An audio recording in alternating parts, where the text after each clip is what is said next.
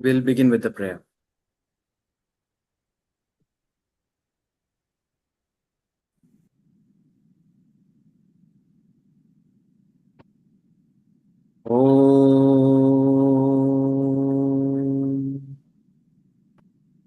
Om Sahana Vavatu Sahanau Bhunattu Saha Viryam Karavavahai Tejasvinavadhitamastu Mavit Vishavahai.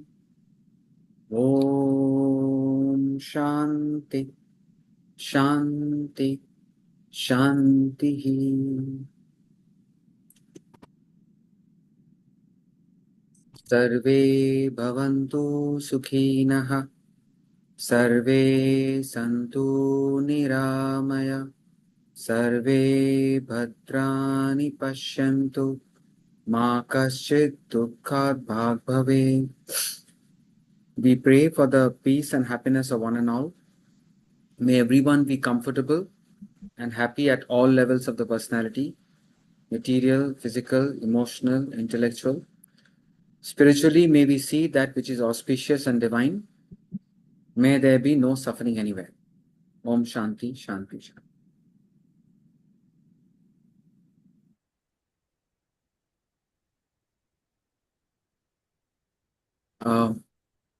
Today I will cover a topic, purpose of life.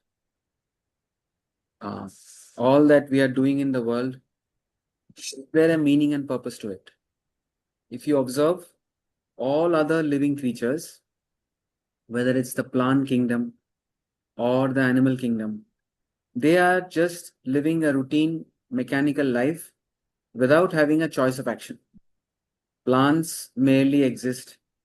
In the animal kingdom, they are born, they survive, they procreate, they pass away. They cannot fix a goal. They cannot understand, is there a meaning and purpose to life? Whereas only in the case of human beings, we say that there is a relative purpose for all of us, meaning a purpose which is very, very unique, which is unique to all of us. And then there is a common purpose to life. There is a purpose to life. And all different different masters in different periods of history, and have come and said, and have said the same thing. What have they said? Anybody who would like to say what is the purpose of life? And then I can show you a presentation. What is the purpose of life? Anyone?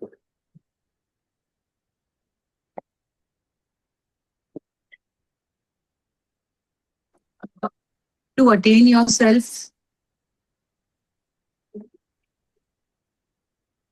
Is there a purpose to life, and what is it? Last class only. I think Dance while the music is playing. Very, very philosophical.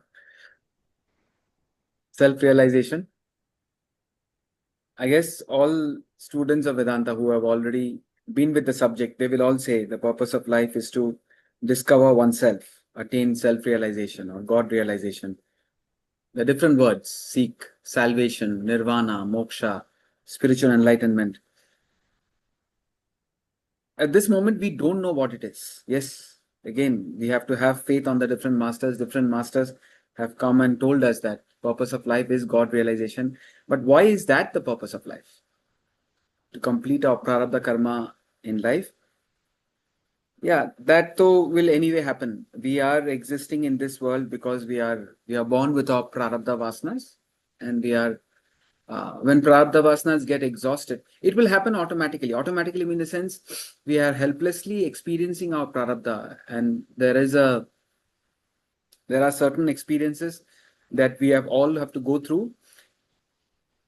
Again, in the case of animals, they are only exhausting their prarabdha vasanas. They have no choice of action.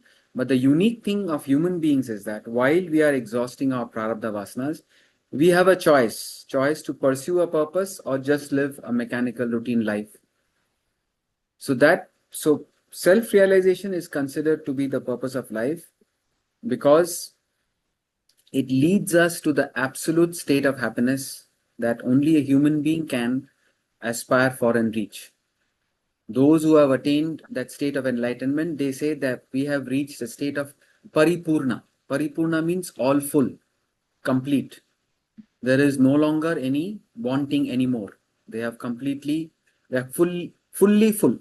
They have realized their wholeness. They are complete. And this has been said by different masters, whether it's the great Ramana Maharishi in Tiruvannamalai or Tapovan Maharaj in Uttar Kashi, or a Nisargadatta or a Ramakrishna Paramhamsa. They may not have written letters to each other or made any phone calls to each other, but they all have said that we are all seeking happiness, whether you agree or not. So I don't want happiness because that is what is going to make you happy. Whether you agree or not, whether you do completely different things. One person is going on a holiday, one person is staying at home. One person smokes, one person doesn't smoke. Our actions may be diametrically opposite.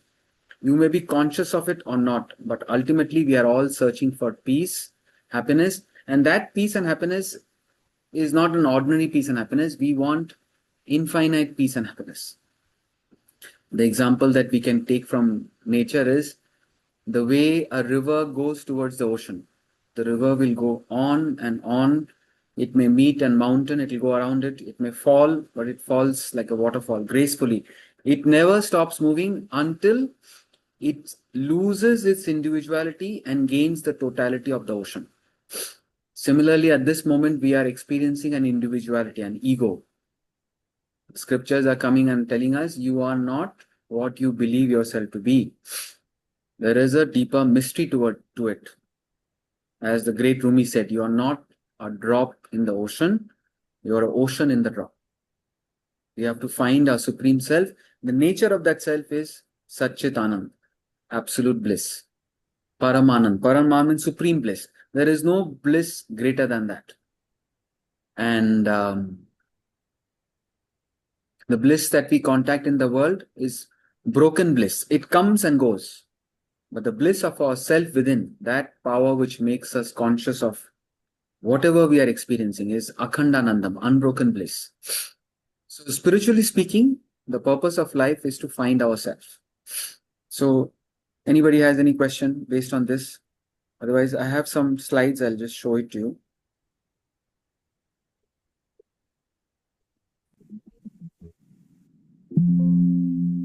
Purpose of life is based on what we say Jnana Yoga. Jnana Yoga, or you can say the knowledge of our real self. So those who are just I want to ask you, how does a person know? Human beings are made up of matter plus spirit. When we Sorry, are ignorance, we completely identify with the matter and we have no awareness of the spirit. At the highest state, at the state of enlightenment, we clearly know what is our relationship with the matter layers and what is our relationship with the self, with the spirit. Matter is made up of two things. There is outer personality and inner personality. Outer personality is the body which perceives and acts. Then there is the inner personality, or we can say inner self. Inner self is our mind and intellect. Mind is our seat of desires, seat of emotions, seat of raga, dvesha, our likes and dislikes.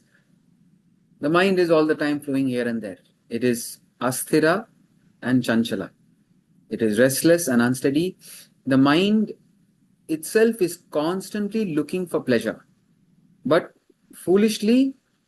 not foolishly, it doesn't know anything else. It just knows the world, so foolishly it is running after immediate instant pleasures, only to end up in more agitations, because anything that we contact in the world, the desire only increases. It is like adding fuel to the fire. So the fire is only becoming more and more. Mind constantly pursuing the world for pleasure, the agitations only increase. But human beings alone have an intellect, and therefore we alone can set a target, a purpose in life and pursue it. The role of the intellect is to observe the mind and observe the mind, manage the mind, and understand what am I supposed to do with my life? What is my purpose in life? So, mind and intellect is our inner personality. But matter by itself ultimately does not matter. Sorry for the bad joke, but matter really doesn't matter. But at this moment, we only know our matter, nothing else. This matter is considered jada. Jada means inert, insentient. By itself, it has no life in it. The bulb cannot give light without electricity. The fan or the air conditioner cannot function. The air conditioner cannot cool, the heater cannot heat without electricity. So now these great masters have said there is a pure consciousness. There is a mysterious because it is beyond the reach of the body, mind, intellect. In the Kathopanishad and in the Bhagavad Gita, verses 27 of chapter 2, he says, this is a wonder. What is a wonder? The Supreme Self, the Atman, the Supreme Self.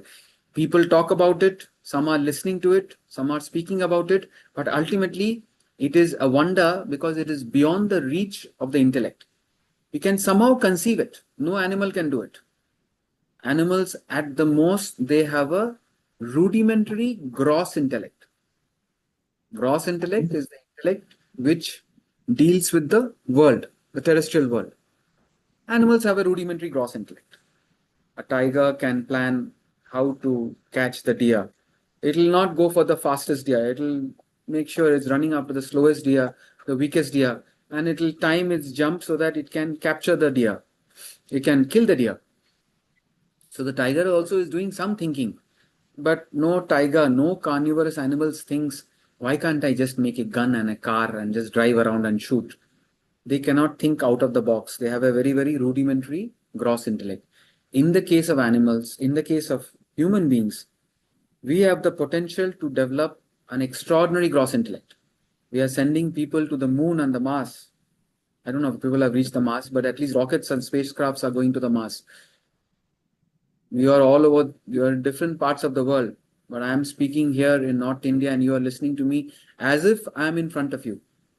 So this technology, whether internet or Zoom, all the extraordinary facilities that we are enjoying in the world, it's not there in the animal kingdom. There is no electricity, there is no X-ray machine, there is no bulb, there is no fan.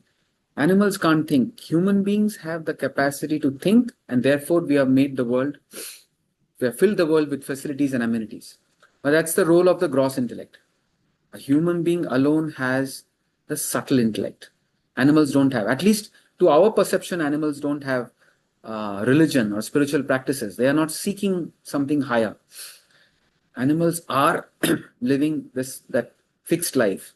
Birth, survival, procreation, death. That's the life of an animal. They don't have any purpose. But human beings have this. Why human birth is a blessing? Human birth is the rarest of the greatest of greatest blessing, the rarest of rare blessing. These are not my words. These are words of the scriptures. To attain the human birth and to have proper physical and mental faculties, to have an interest in self-development. Can I become a better human being? Then to have guidance on the spiritual path. I think in chapter 7, verse 3, it says, rare one strives on the spiritual path. Among the rare ones, a rare one reaches the ultimate. Among thousands of men, rare one seeks this path. Those who seek and succeed, rare one reaches the ultimate. To have proper physical faculties, mental faculties, to have an interest in, can I become a better human being? To gain proper guidance, And then to have that determination and devotion to pursue the path, whatever the scripture or the guru gives out. This is the spiritual path. To pursue it and reach the ultimate. A self-realized person is the rarest of rare things. We can get anything in the world, but to find a self-realized person is not easy. To find an enlightened soul is not easy. So a human being alone can do it. A human being alone has the capacity to withdraw its attention from extroverted pursuits and search within. Ultimately, true happiness lies within. It is difficult to find happiness within oneself, but it is impossible to find it anywhere else. Those who have heard me before must have heard this statement, because I mention this quote always. It is difficult to find happiness within oneself, but it is impossible to find it anywhere else. And you have to ask yourself, what is the percentage of time and effort we are putting in to find happiness elsewhere? And what is the percentage of time and effort we are putting in to find happiness within? Is it only Sunday morning, 7 to 8? Or using this knowledge, we are trying to we can use the world to get lost in the world in physical, emotional, and worldly pleasures, or we can use the world to do karma, bhakti, jnana, and find that peace within. At least keep this in your mind. Any form of physical pleasure, any form of emotional joy from relationships, any form of worldly pleasures, it has a beginning and an end. It is passing. It is relative. It is not absolute. Something gives you more happiness. I don't like it, like a cigarette or a chocolate ice cream. You may really like it. I hate it. So it gives relative happiness. It is passing. It is fleeting. It's attractive, like the golden deer of the Ramayana, what Sita ji fell for. Very attractive, but quickly passes away. It is limited. It is finite. It is not infinite bliss. No amount of worldly pleasure can give us infinite bliss. And very, very importantly, all the happiness that we are searching from the world, name, fame, power, position, family, health, wealth, etc., it is not always in our control. Today it is there. Tomorrow it may not be there. Time and again, life reminds us.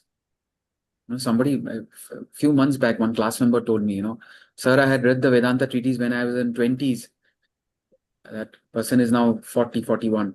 She says, sir, I read the Vedanta treatise when I was 20s, and I thought that I know everything. Till life hits you. I was like, what is this life hits you? I understand car can hit you or somebody can hit you. What is this life hits you? When something big happens, and that could happen in a split second, my God. Harati Nimesha Kala Sarvam. Adi Shankaracharya said in Bhajagovindam. Harati Nimesha Kala Sarvam. Time loots away all in a fraction of a second. And that's the time, I remember Swamiji's words, all the preparation that we do, purify the mind, develop the intellect, learn the scriptures, is only to gain that inner strength, that when that, in whatever form life hits you, you have the courage, you have the calmness, you have the grace to feel the sorrow, but not get affected. So, either we are spending all our time and effort. That's what I said. These classes are meant to pause and think, contemplate upon something higher. How much time and effort, perhaps money also, time, effort, money, are you giving to find happiness within, which is absolute, which will lead to infinite bliss? The happiness within is not depend on any worldly fluctuation. The happiness within will not be, time cannot loot that. Once you are anchored in the happiness within, that is permanent, that is in your control. But happiness that we find externally, that time can loot away in a fraction of a second. So how much time and effort are we putting in to find happiness within? As we go within, we become strong. Strong means not physical strong, mental strength. So sometimes when we are promoting this topic, we have to keep telling people, come to Vedanta, come to Vedanta. Why? To gain mental fitness. You go to the gym, you do yoga. Today is World Yoga Day, no? Today is, I think, World International Yoga Day, I think. Right? Isn't it? So what is the meaning of yoga? Yoga is union with the self. The purpose of yoga is unite, to join. Physical yoga also has to be done with the thought on the self. I am taking care of my physical body. Physical yoga is excellent for the internal organs. You can kind of combine it with a little bit of cardio, a little bit of strength training. So overall, you're fit. Why fit? So that why on the spiritual path, I have the full cooperation of the body. There is no back pain or ankle pain or knee pain. When I sit to study, when I go out into the world and do karma yoga, when I am sitting in the seat of meditation, I should not be aware of your body. That's the pink of health. If I am aware of my brain, I need to see a brain doctor. If I am aware of my liver, I need to see a doctor. The internal organs are silently performing its role for how many years? 20, 30, 40, 50, 60, 70, 80 years. Silently, it is performing its role. If you're aware of your knee back means it's not the Rolls Royce. The body is, we are becoming body conscious. Purpose of life is to rise from body conscious to the mind, to our thoughts. Finally, what is that which enlivens our thought? That is where lies true happiness. So, how much time and effort are we putting in to find happiness in the world, which is fleeting? How much time and effort are we putting in to find the Supreme Self within? The study of the scriptures will not only give us food for thought to strengthen the intellect, calm the mind, so that when things go wrong in the world, you are okay. You have knowledge of the self. It's directly related to the knowledge of the self. How convinced are you that you're playing the role of Medhavi?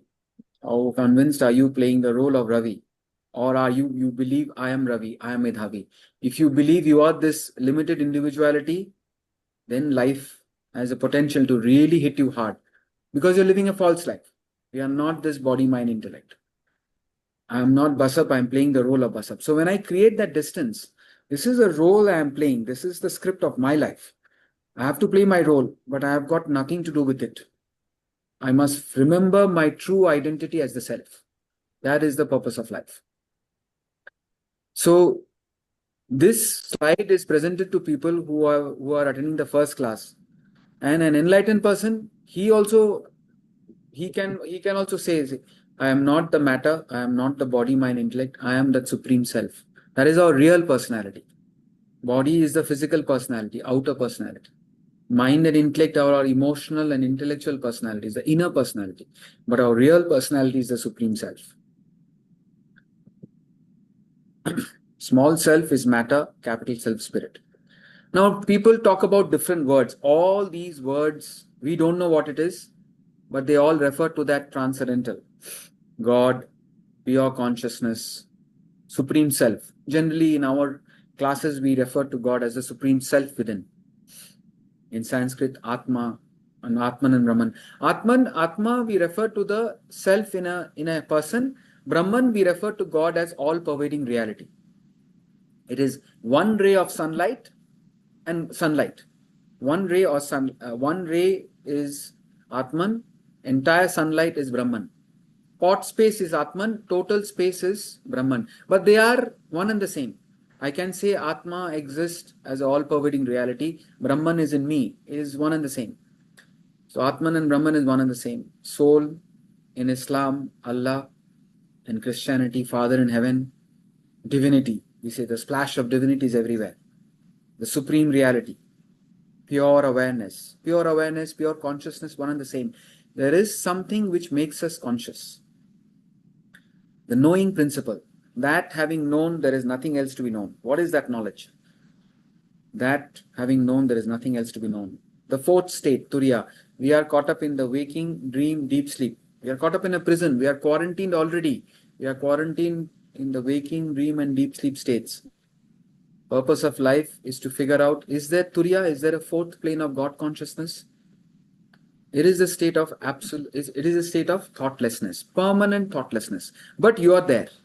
You are aware, you are conscious, but there are no thoughts in the mind. It is better to reach the state of enlightenment than to try to figure it out. Sleep is so dear to us because it's a state of relative thoughtlessness. Whatever thoughts and agitations you have before sleep, while you go to sleep, they all go into unmanifest state. We experience Ananda, a relative bliss. Deep sleep state is when we are in the Vasana state, which is Anandamaya Kosha, bliss sheath. Relatively, we are blissful. But when we wake up, all the thoughts come up. Through spiritual disciplines, the purpose of life is to reduce thoughts. How do you reduce thoughts? By entertaining better thoughts. From me to my family, to my community, to all living creatures, to seeing the self everywhere, gaining knowledge of the self, seeing the oneness, developing a spirit of love to embrace the welfare of one and all. Sarva bhute hite rataha. A spiritual person, what is quality control? Spiritual person is reveling in the welfare of all beings. Yeah, I mean, I did my own thing to add that second prayer. Sahana Bhavatu is a traditional prayer. But second prayer I started because I really don't know how much we are genuinely trying to identify with others.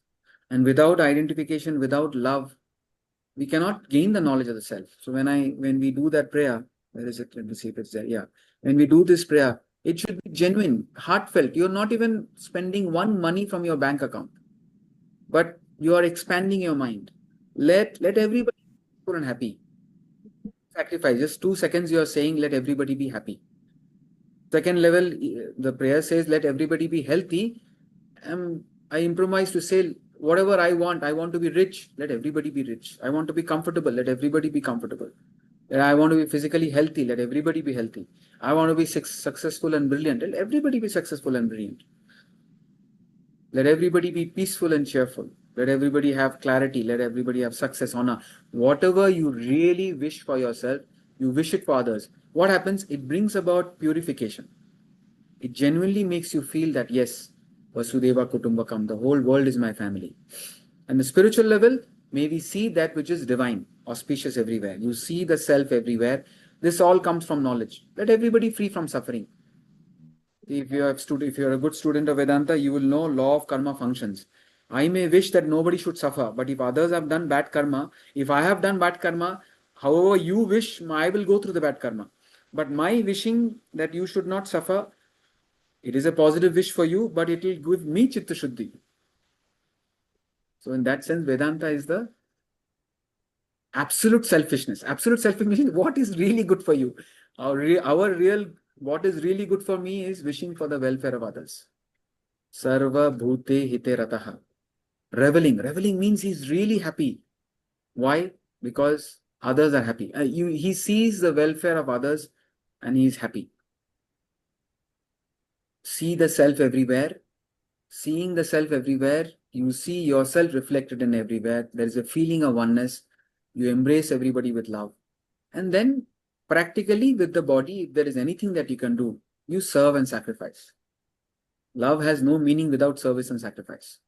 If you love your family members, you will go all out to serve and sacrifice and you will be happy with it. And if you are able to do that, if you are able to happily sacrifice, Swami Ramatirtha says, happy is he whose life is a continuous sacrifice. We say, why should I sacrifice? Because why should I sacrifice? That thought comes because if there is no spiritual goal, it's good. If the spiritual goal is there, what is spiritual goal? Can I realize the self? If the spiritual goal is there, you are more than happy to sacrifice at the level of the body, mind, intellect for the welfare of others. More we sacrifice, the more detachment we are creating from the body, mind, intellect. The more we are detached, the more qualified we are to attune to the self, which is what the scripture is saying is the purpose of life. The more egocentric and selfish we are, it's almost like I am this body, mind, intellect. And thereafter, whatever happens in the world affects us. So keep the formulas, the theorems clear.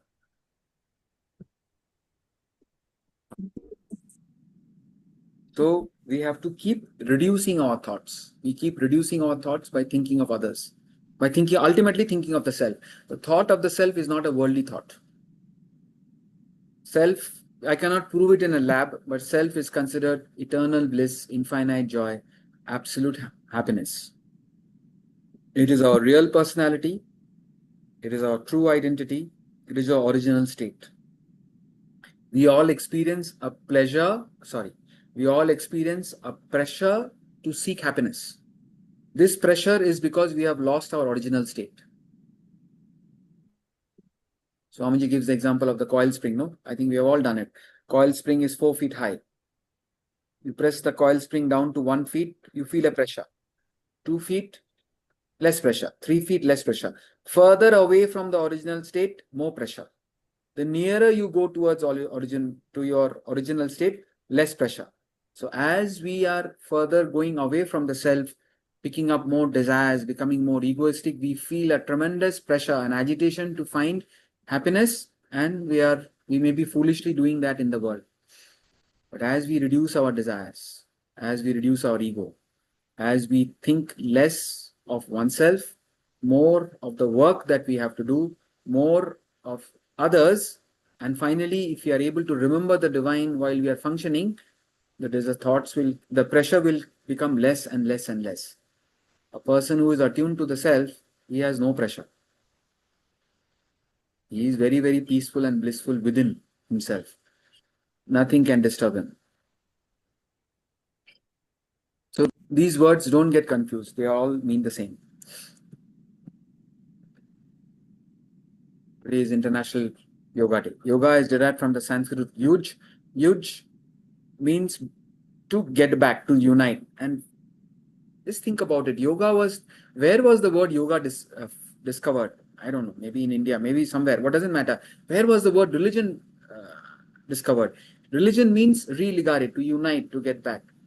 Both yoga and religion really means to unite with the self. Because we are already united with the body, mind, intellect. At this moment, we all believe, I am this body, mind, intellect. Some are very attached to the body, mind, intellect, so then they get very, very disturbed by the world. Some are less attached to the body, mind, intellect. They can put up with many things, but here and there, we also experience agitation. But those who have united with the self, whatever happens at the level of the body, mind, intellect doesn't disturb them.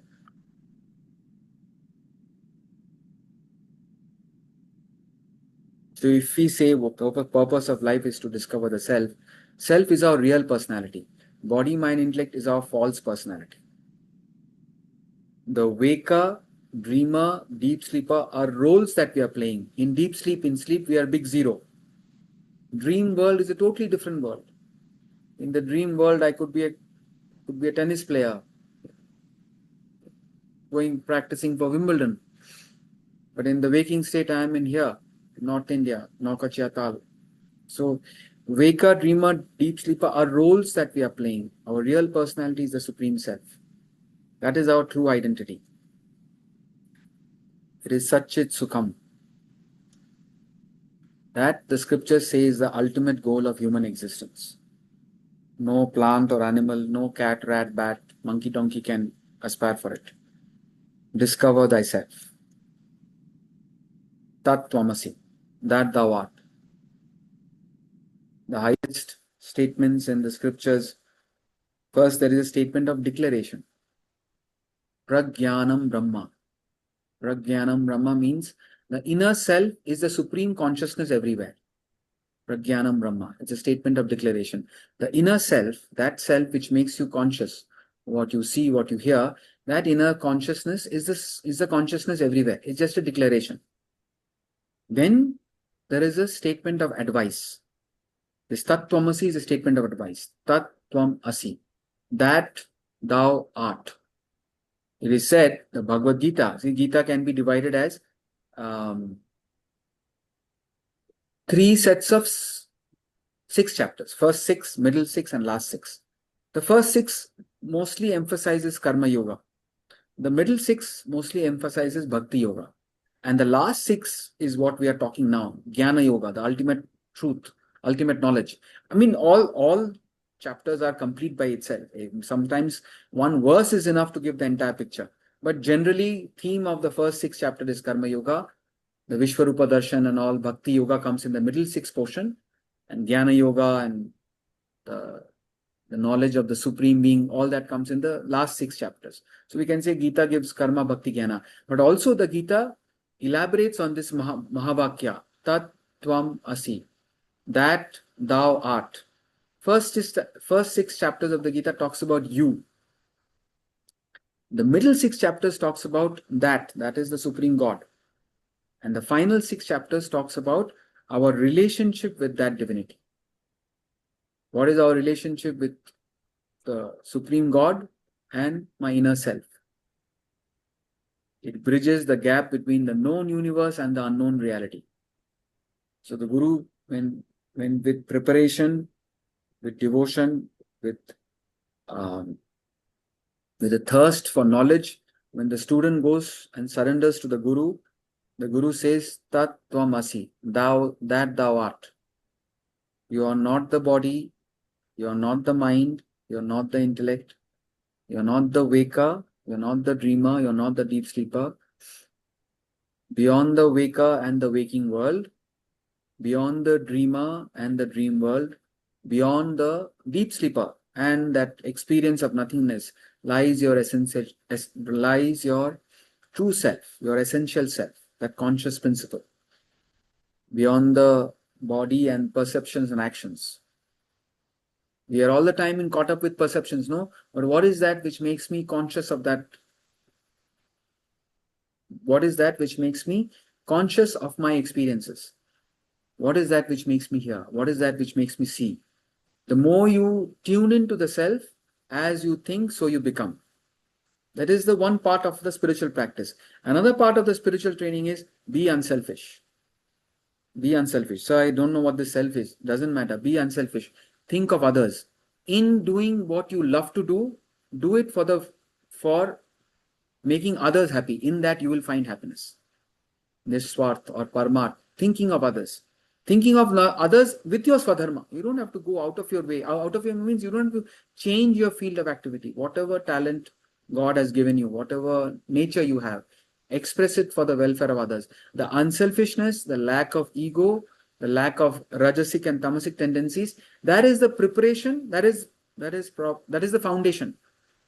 That is the foundation, the unselfishness, the lack of ego, the love that we have for others. No negative emotions, no hatred, no bitterness, no anger. How much of work we have to do? No jealousy, no anger. No anger means you slowly reduce. Or clean drop reduce, whatever. That is the foundation. And what is the building? Building is what the Guru said, beyond the body and its perceptions and actions, beyond the mind and its feelings and emotions. The feeling or emotion can be negative or positive. I have got nothing to do with the negative or positive emotions. I am that which makes me aware of that emotion. Or right now I'm angry. Right now I'm happy. What is that which makes you aware of your mind? What is the power that makes your intellect to think? This makes sense. This is irrational. This is how stupid he's talking. Or this is brilliant. So what is that which makes the intellect function? What is that power that makes you conscious of your thoughts? Tat Tvam Asi. You are that consciousness. So you remember the truth, you prepare yourself to become that truth, become aware of that truth. So receiving the knowledge of the Guru with devotion, then we get on to the Abhyasa Vakya. Abhyasa Vakya is statement of practice. I am Atma Brahma. First one was, I'll write it down. It's there in the scriptures. Are these avatars of Brahman? Okay, I'll come back to it. I missed that. Prajnanam Brahma means inner self is the supreme consciousness everywhere. Those who have the book Choice Upanishads, it's there in the very in the beginning of it. Tat Tvam Asi. That thou. When the Guru says Tat Tvam Asi, our reaction, what is that? It says that, not this body, mind, intellect. Not the waker you believe yourself to be. Dream and deep sleep anyway, chala gaya. Chodo. I am not the waker. I am not the waker. I am not the waker. I am playing the role of the waker. I am playing the role of the waker. So statement of practice. That was the second one is statement of advice. Statement of practice. Abhyasa Vakya. You receive the knowledge of the script of the Guru and you say, okay, I am not this body. I'm using this body. This body belongs to me. I'm using this body. I may use this body to indulge in the world. I may use this body to perform obligatory duties. I may use this body just to sleep, or I may use this body to seek the self. I am not this body. I am the self. I might use my mind's emotions to just extract emotions from others. Please be nice to me. Please be nice to me. Give me what I want. Or I might use my mind's emotions to be kind to others, to think of others. I'm not the mind. The mind belongs to me. I am that supreme self. The three stages. One is I am the mind, or you don't even know there is a mind. Some people are only physical. Like in the puppet show, you only see the dolls dancing like little children. A little bit more intelligent, they see the wires. But the most intelligent, the most spiritual, he is able to see the unseen hand manipulating the wires. To see the wires is seeing your mind and intellect. But to recognize or to visualize that there could be a mysterious divine life spark, the enlivening principle, which makes my finger move. My mind says move it. Body is moving, but the mind is dictating the body to move it. But what is that enlivening principle? That is the Atman. So I am that. I am not this body, mind, intellect. The body, mind, intellect belongs to me. The Guru said, you are not Basab, you are the self. Practice is, I am not Basab, I am the self. Finally, the goal of life is the statement of experience. Aham Brahma Asmi. When you are experiencing the truth, you say, I am Brahman. Purpose of life is to gain this knowledge, do Shravana, Manana, Nididhyasana, and become the self. You listen to the knowledge, you start contemplating about it. Is it true? How can this be true? Really? What will happen if I remain attached to the body, mind, intellect? Will it stop my suffering? What will happen if there is something self? If I reach the self, what will happen? Find out. If you are happy with the world and the body, mind, intellect, nobody is saying change it. Goal is to find that absolute happiness. For that, we have to seek the self.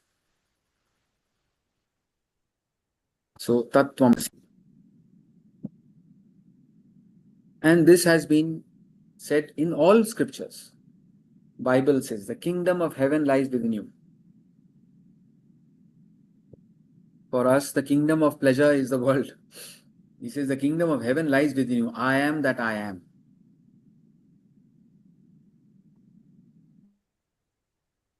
God is that I within us.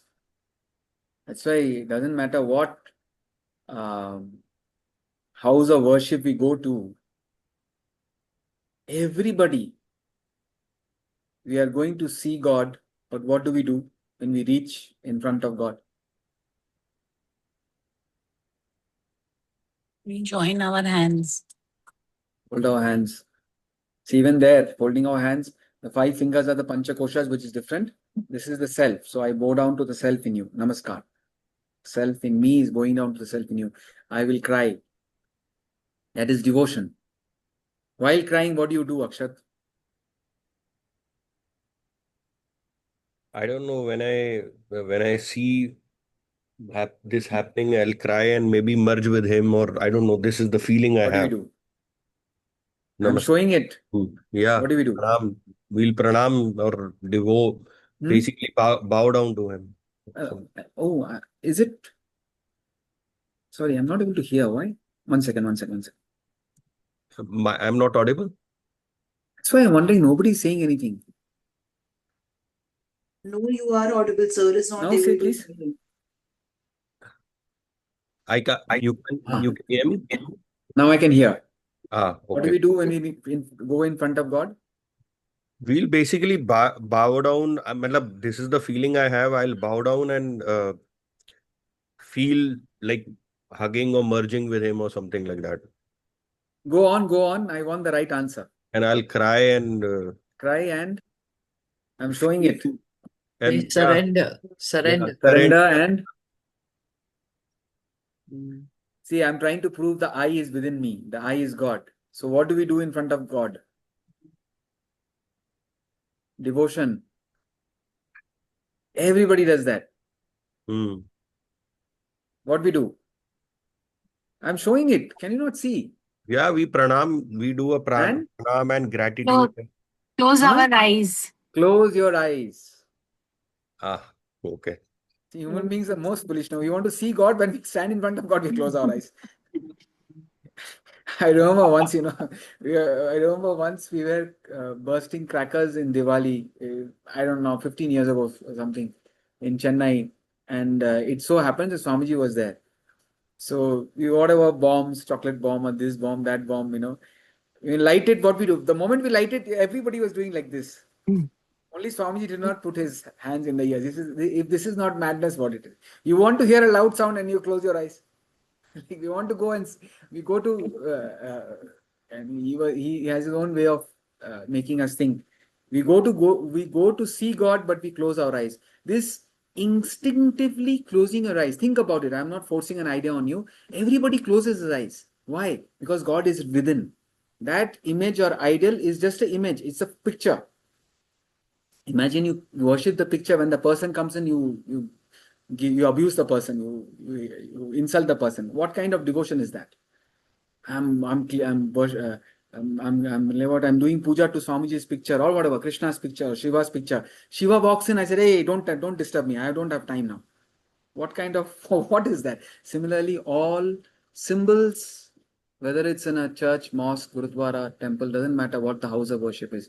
They are just a powerful reminders to the divinity which is within me. Because I forget it, they have to remind us. But true divinity is within. That's why he says, I am that I am. Today's class is on the highest knowledge given out by Vedanta. So, I am that I am. This I is there all the time. It never leaves us. Not the ego. The ego is what I am Basap. That supremize the divine. Basap is existing, Basap is functioning, Basap is has to surrender to that I only. What is that I? The divine. See, the I is there in every perception. I see, I hear, I smell, I taste, I touch, I feel, I think. iPad, iPhone. The family goes to an Apple store and somebody buys iPad, somebody buys iPhone, somebody buys iBook or whatever. And one person says, "What did you do?" I paid. I paid for all that. So that real I is that supreme God. I feel, I think. See, seeing is totally different from hearing. If today my eyes is paining, I can't say I will see with my ears. If my ears are paining, I will not say today I'll hear with my eyes. They are just completely different. But the eye connects to everything. I see, I hear. In the waking state, I am Basap. In the dream state, I am Fedra. In deep sleep state, I am Zero. So I is there, I paid. Yes, Ravi. You should pay. I'll get the iPad. So I am the waker, I am the dreamer, I am the deep sleeper. I is there in all the three states of consciousness. I is there in all perceptions, emotion, and thought. I am happy, I am sad, I understand, I don't understand. There is no experience where that I is not there. Therefore, we say, I am that I am, not that stupid ego. I is same in all of us. I am the self in all beings. Body, mind, intellect are heterogeneous. I is the homogeneous conscious principle enlivening the heterogeneous variety of beings. The same consciousness makes the insect digest or eat. The same consciousness is in the sun. Same consciousness is in the trees. What is that power that unfolds, makes a flower bloom? What is that power which puts oxygen in the air? That power is everywhere. I am that self. I am the self in all beings. The greatest jihad is the conquest of yourself. It's a holy war to conquer our negativities. Conquer your selfishness, become more unselfish. Conquer your ego, become more divine. Understand, we cannot live without the contribution of everybody. We need plumbers, we need doctors, we need software engineers, we need people who will build the roads, we need people who make the automobiles, we need farmers working hard. We need everybody, then only there is a world. So, we need to conquer our ego, we need to conquer our selfishness, we need to conquer our rajasic and tamasic tendencies. That is jihad. Jihad is the internal war, not an external war. It is difficult, no doubt. All this is tough, but this we cannot avoid. It's a question of time. Yeah, I mean, question of time means the wave has to go back to the ocean. You can only delay it or accelerate it. Spiritual path is we have to accelerate it, get back to the self. Human beings minus impurities is the self. Purpose of life is to find the self, because self is the abode of absolute happiness. God today is God plus impurities is today human beings. That's why Emerson said, every man is a divinity in disguise, God playing the fool. Sorry.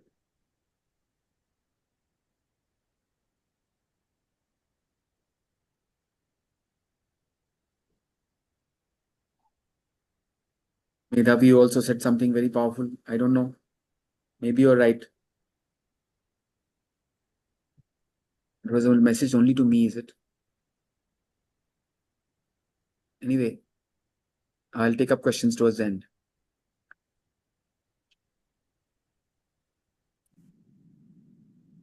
Sorry. Every human being is a divinity in disguise, God playing the fool. God playing the fool with his impurities. What is the impurities? To both peace. So if you say, no, sir, I don't want spiritual enlightenment, I don't know what it is, but I just want to be happy. Same principle. The formula is same. Get rid of your ignorance, gain the knowledge of the self, Atma Vidya, Brahma Vidya. Get rid of your selfishness. Be as unselfish as possible in your swadharmic activity. No I, it's all we. Think of everyone. So selfishness, ego, ignorance, the desire and its modification, kama, krodha, lobha, moha, that's the war that we have to conquer. And this impurities is called Satan in Christianity, Shaitan in Islam, Mara in Buddhism, Asura in Hinduism. That's a spiritual path. I'm sure most of you would be familiar with it. Karma Yoga reduces the quantity of our desires, makes us pure.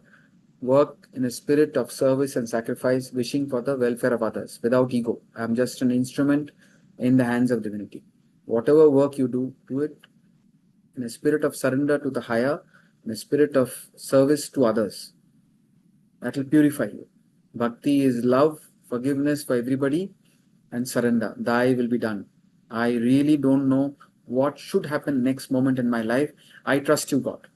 How beautifully you unfold a rose, you unfold my life. I surrender to you. And Jnana Yoga is this. I am not the body, mind, intellect. I am using the body, mind, intellect to find the self. Find the self. Then you slowly have that detachment. Uparati is detachment, mental detachment. You're still very much in the world, but the world becomes like a monopoly game. You're just playing a game. Nothing to gain, nothing to lose, just it's all a flow. Just go with it. And then you become more kama. You are able to concentrate on whatever you do. With more reduction of the ego, more reduction of the desires, more surrender to the divine, the mind becomes meditative. Then through meditation, you attain self-realization. So the relative purpose is to find your swadharma. Do you want to be an electrician? Do you want to be a painter? Do you want to be a musician? Do you want to be an accountant? And according to your nature, temperament, capacity, you pick up some work. Everybody is doing something. That's how the whole system is functioning. We have to use our talent, find your relative purpose. What is that I would like to do? Ultimate purpose, we all have to seek the self. One person reaches enlightenment, the whole world is redeemed. Through individual enlightenment, the whole world is redeemed. When let's say you are in a dream and you see everybody suffering, you're crying, so many people are suffering. And the dream guru comes and gives you one. Your dream ends. When you wake up, all the thousands of people suffering in the dream wake up.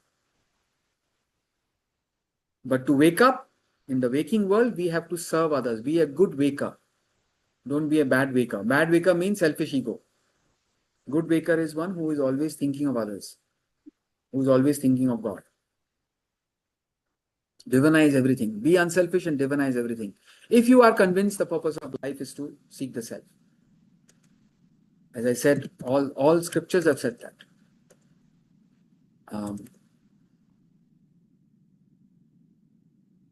So there's just a summary. And you don't worry, I'll explain. Don't read all this, it gets confusing. When you are using your actions to get back to the self, it's called karma yoga. While doing karma, don't forget the yoga, don't forget the self. Everybody is doing karma, right? Okay, tamasic people are not doing anything, but everybody is doing karma. Is every action taking to God? No. Unselfish actions will purify you. Actions remembering the divine will help you get back to the self. And if you are very selfish, you cannot remember God too many times. That's the catch. No, I'll do whatever I want, but I will remember God. After a while, you will say, why am I remembering God? So through remembering the divine, we have to become pure. Blessed and happy are those whose heart is pure. With a pure heart, you remember the divine, you become divine. When we are using our mind's emotions, just now Akshat said, when I go to God, I cry. I mean, if you're really crying out of emotion, devotion to God, it's a very, very high state. Very, very high state. I mean, very, very high state in the sense, out of that emotion, out of that pure feeling of devotion, should come out love for everybody. If you're crying for God and you still have, or you're still encouraging, you may still have, but you are not encouraging hatred or jealousy or negative emotions, then they don't go together. I go to a temple and cry for God, but I am happily hating others, happily jealous, then there is something wrong. But I cry to God to bring about Chitta Shuddhi. Where there is hatred, I am fighting it. Where there is jealousy, I am fighting it. Fighting it means I don't want to entertain those negative emotions. I genuinely want to love and forgive, care, share, and give. Then that is very, very powerful. That is bhakti. Bhakti is refusing to allow negative emotions stay in your mind. Negative emotions are guests, positive emotions are guests. You throw the negative emotions out and entertain positive emotions. Their knowledge helps. But pure bhakti is embracing one and all with love. Live your life in a spirit of giving and sharing, caring, loving and forgiving. That is the base in which we can build our spiritual life. The foundation is karma and bhakti. The building is Jnana Yoga. Jnana Yoga is simple. Simple means that's the ultimate. I am not this body, mind, intellect, I am the self. But who can understand it? A person who is unselfish and loving. When we are using our intellect to get back to the self, it's called Jnana Yoga. So through Karma Bhakti Jnana, we got to get back to ourselves. That is the ultimate purpose of life, because that is the state of absolute happiness. It comes through Shravana, Manana, Nididhyasana. Shravana is not difficult. 1 year of study of Vedanta. With 1 year study of Vedanta, you will be able to talk about it. I don't know becomes I know. Then you have to spend probably decades, 10 years, 20 years. I'm not scaring you. I'm saying till you live it, you have to do manana. Till the information, Shravana is gaining information. Now it remains like a gold on a mule's back. You don't know the value of it. You have the gold, but you don't know the value of it. That's where you have to contemplate. Chintan, manana, reflection, pondering. As you reflect, slowly you transform yourself. Actions are the ultimate effect. Cause is the thoughts we are entertaining. So by entertaining higher values of life, by appreciating higher values of life, by understanding higher values of life, by getting inspired by these higher values of life, slowly you are changing your mind to live a higher life. Higher life means more dynamic, more peaceful, more unselfish, more divine. Finally, when the mind becomes meditative, you plunge into meditation. Now also you can meditate on good thoughts. Meditate on the scriptures. Closed eye thinking is very, very powerful. But don't keep your eyes closed and try to keep the mind blank of thoughts. Because if there are too many thoughts, you might end up suppressing yourself. Rather than that, fully immerse yourself in the thoughts of the scriptures, understand them, inspire yourself, and live it. Understand it, learn it, understand it, inspire yourselves, varam varam. Varam varam means again and again, every day. We get motivated, inspired, and then slowly it fades away. What do? You don't sit and cry. Get back to thinking. If you really want something, you can achieve it with your thoughts, provided it's within your capacity. Many a times, we are not able to live up to our own potential, our own capacity. Why? Because we are lazy to think. if we are really take charge of our thoughts, and if you really think it is impossible, it will not come out as action. So that inspiration slowly fades away. Feed it, feed it. We are constantly feeding our worldly tendencies, our extrovertedness. We keep feeding, no, same indulgence we run after, same thing we run after in the world. We are not tired of that, but we get tired of when the scriptures repeat. The sign of wisdom is to happily repeat till I reach it, till I become transformed. Shravana, Manana, don't get tired of Manana unless you find a better way. If you have a shortcut to self-realization, let me know also. You have my number. Let me know. I'll also try it. Unfortunately, there is no shortcut to self-realization.